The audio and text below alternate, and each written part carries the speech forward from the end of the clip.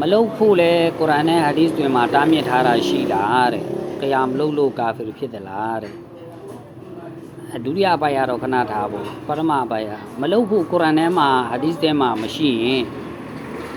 လုတ်လို့ရပြီလား။အဲ့လိုမဟုတ်အစ္စလာမ်သာသနာမှာဘီဒအတ်ဆိုတာပါကုရ်အာန်ကျမ်းတော်မြတ်ထဲမှာကြီးမားတဲ့အပြစ်၅ခုကိုပေါ်ပြထားတာရှိတယ်။အဲ့ထဲမှာနောက်ဆုံးတစ်ခုကတော့ရှရစ်ပေါ့ဗျာ။အဲ့ဒီမတိုင်ခင်မှာဘီဒအတ်ကိုပြောထားတယ်။ဘီဒအတ်ကအကြီးမားဆုံးပြစ်မှုတွေထဲမှာတစ်ခုဖြစ်တယ်။ဘီဒအတ်ဆိုတာသာသနာထဲကမဟုတ်တဲ့ကိစ္စကိုသာသနာကိစ္စပါဆိုပြီးတော့ခင်ဗျားဆွတ်ဆွဲမယ်။လောက်ကြံလီဆယ်ပြီးတော့ပြောမယ်။ဆိုရင်အဲ့ဒါကဘီဒအတ်ဖြစ်တယ်။ဘီဒအတ်ဖြစ်ကြောင်းကျွန်တော်တို့ဘယ်လိုလုပ်သိရမလဲအရာတစ်ခုอ่ะ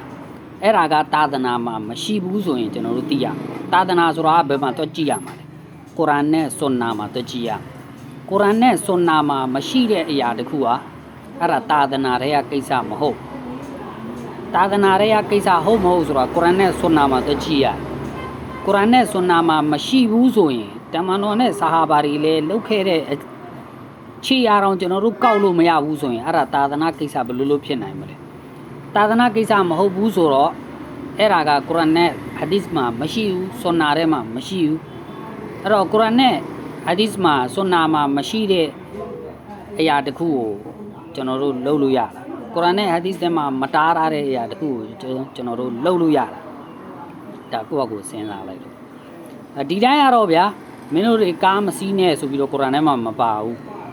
မင်းတို့ကားမစီးနဲ့ဆိုပြီးတော့ဟာဒီသ်တွေထဲမှာတားထားတာမရှိဘူးဒါပေမဲ့ကျွန်တော်တို့ကားတွေစီးတယ်စိုက်ကယ်တွေစီးတယ်ဘာဖြစ်လို့လဲအဲ့ဒါဘာသာရေးကိစ္စမဟုတ်ဘာသာရေးကိစ္စပါအလ္လာဟ်နဲ့အလ္လာဟ်ရဆူလ်ကပြောထားပါတယ်လို့ခင်ဗျားကခေါင်းစဉ်တင်ပြီးပြောပြီးဆိုရင်ထောက်ထားလို့ပြီ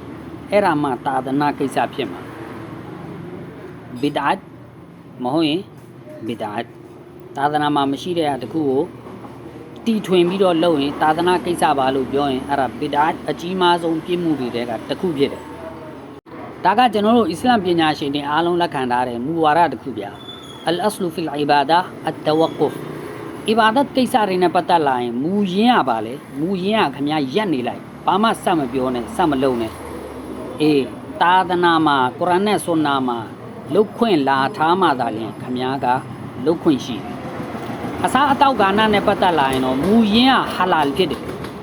ဟာရမ်ဆိုတဲ့အထောက်ထားမလားမချင်းဥမာဝတ်သားစားခြင်းဟာရမ်ဆိုပြီးတော့အထောက်ထားမရှိဘူးဆိုရင်ခင်ဗျားဝတ်သားလည်းစားလို့ရတယ်